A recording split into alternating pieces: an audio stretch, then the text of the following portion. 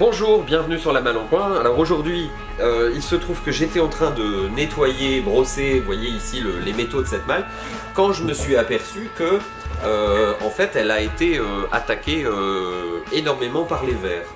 Donc pour se débarrasser de ce genre de choses, il y a différentes solutions. Vous avez la première solution consisterait à emballer la malle et à la mettre dans un congélateur pendant quelques jours. Et c'est sûr que les vers seraient complètement morts, mais évidemment on ne réglerait pas le problème à l'intérieur. Deuxième solution, c'est leur supprimer l'air. Donc c'est un procédé où on emballe la malle dans un sachet étanche et on met des sachets qui retirent l'oxygène. Le problème, c'est que le traitement de ce genre de choses, c'est à peu près 3 semaines. Donc ça ne se fait que pour les objets de luxe et vraiment les malles de luxe. C'est l'époxy. L'hypoxie, il faudra que je vérifie le terme. Et ensuite, la solution qu'on peut utiliser, nous, particuliers pour des malles comme ça qui n'ont pas une valeur importante, mais on n'a pas envie que ça poudre de partout, que toute la sueur tombe de partout, et bien c'est tout simplement de faire un traitement chimique pour traiter complètement le bois. Alors la première chose à faire, ce qui est important, c'est surtout d'abord souffler vos baguettes. Je vous montre.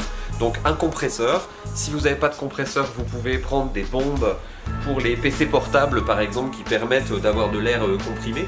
Mais l'idéal c'est d'avoir évidemment un compresseur comme on a dans les ateliers en règle générale. Et vous allez remarquer qu'il y a des galeries. Et donc quand je vais souffler, si ça se trouve je vais souffler ici et la poudre va sortir complètement ailleurs. On va regarder ça.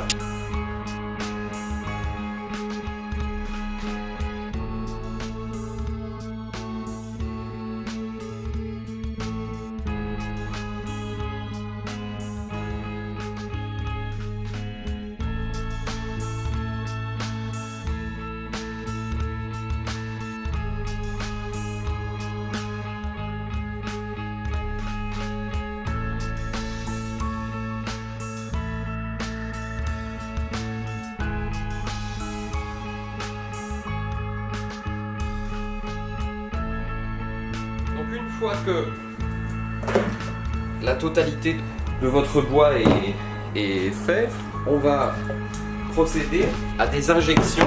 Donc vous allez voir votre pharmacien préféré, vous lui demandez une grosse seringue et une grosse aiguille qui doit permettre de pouvoir s'introduire dans les trous.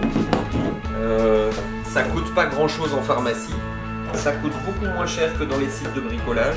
Il faut simplement que le pharmacien vous connaisse. Alors, ici, j'ai mis un produit de traitement anti-insecticide, un insecticide, tout simplement, que vous trouvez en supermarché, dans les boutiques spécialisées.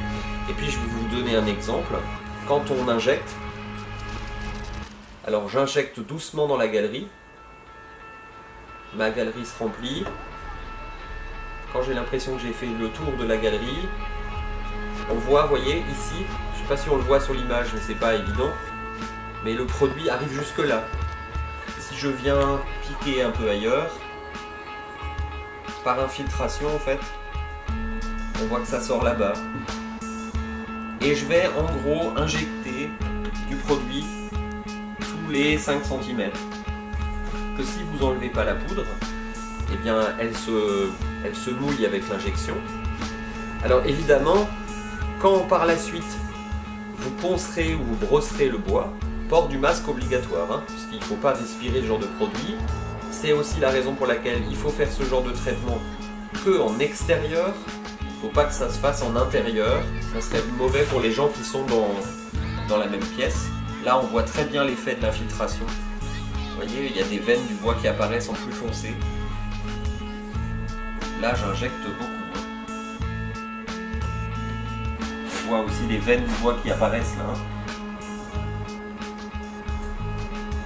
Alors, l'autre solution qu'on utilise parfois également, c'est éventuellement j'enlève la latte et je la remplace.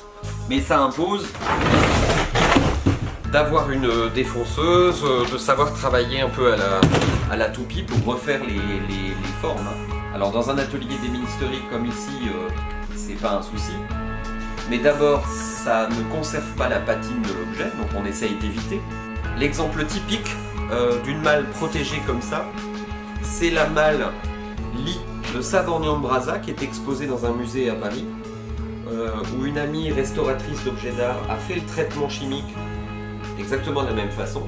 Et je crois que pour injecter chaque point de la malle, je crois qu'elles étaient 2 ou 3 et elles ont passé la journée pour vous donner le nombre de points qu'il pouvait y avoir.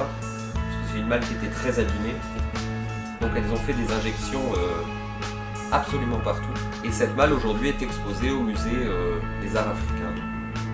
Et parfois dans des expos Louis Vuitton.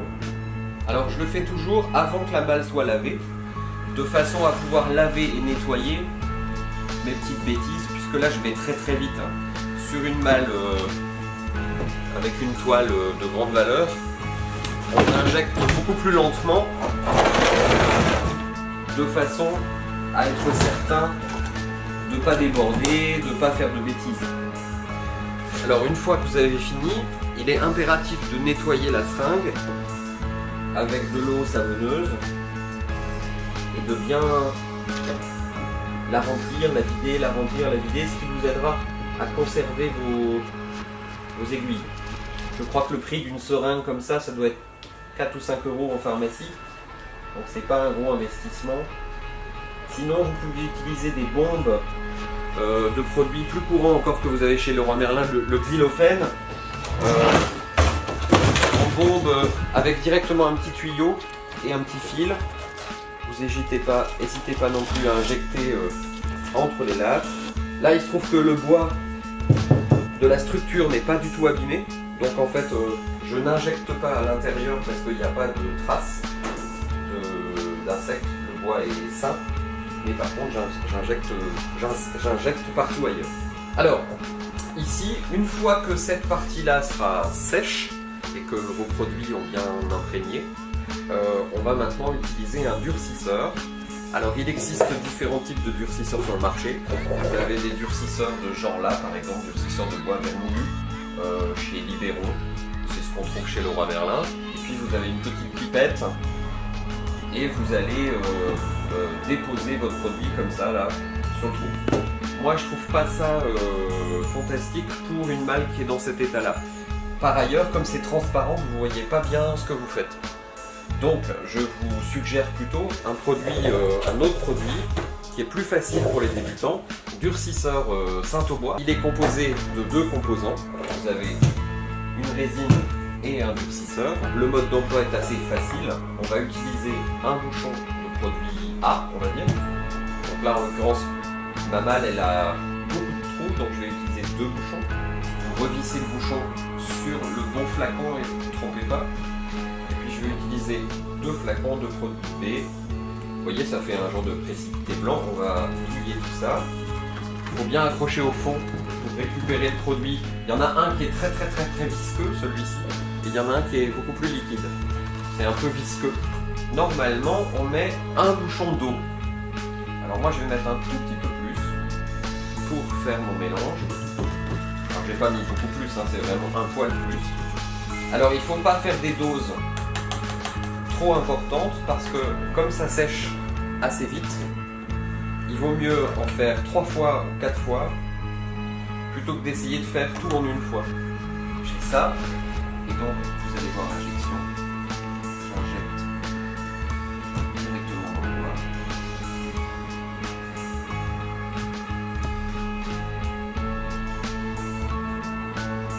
On voit là que le liquide est en train de passer là, je le vois ici.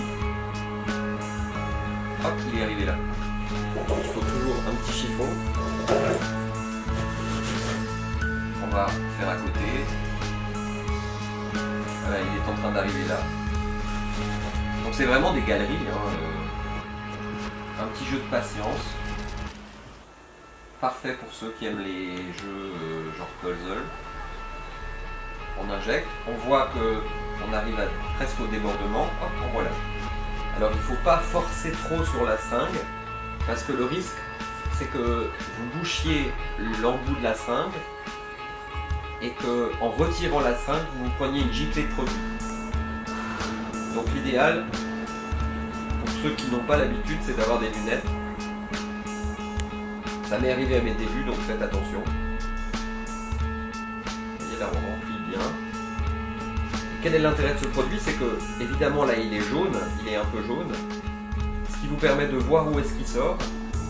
mais quand il sera sec, il sera parfaitement transparent. Ensuite, il a l'avantage aussi de pouvoir se teinter, c'est-à-dire qu'il ne va pas changer la couleur de vos bois. Donc c'est pas les petites taches qu'on fait là qui risquent d'être embêtants pour la suite. On injecte dans le bois une base plastique en quelque sorte qui va donc plastifier l'intérieur des couloirs, des bouchées, et donc cumulé au traitement chimique qu'on a fait tout à l'heure, vous stoppez tout quoi. Puisque en fait les vers ils bouffent du bois, ils bouffent pas du plastique. Hein, donc là on refait une dose. Si vous ne le faites pas rapidement, si la dose vous la faites que 2 heures après et que vous n'avez pas nettoyé votre seringue, vous ne pourrez plus l'ouvrir.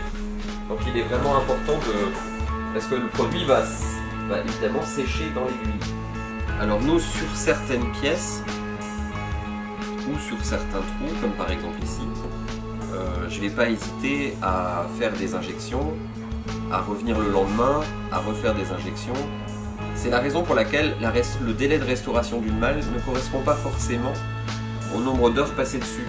Parce qu'il y a des choses où on est obligé d'avoir des phases de séchage entre chaque opération. Et vous ne pouvez pas vous amuser à dire je vais tout faire cet après-midi.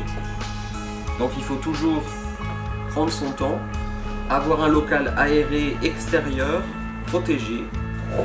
Alors je profite souvent d'avoir la malle comme ça, dans ce sens-là, pour faire un petit filet ici, le long de la latte, en complément.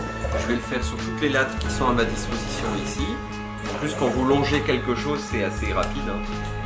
Alors évidemment, toutes ces lattes-là devront être nettoyées après. Hein. Faut pas faire ça à la fin alors que toutes vos lattes sont propres et que vous avez tout nettoyé parfaitement. Puisque bien évidemment, ça va mettre des dépôts dont certains ne seront pas forcément jolis.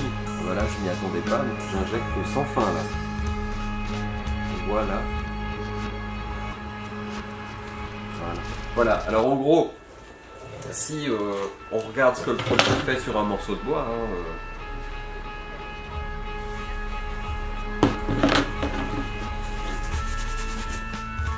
voilà, ça dépose un très léger film plastique et c'est ce que ça va faire dans les galeries.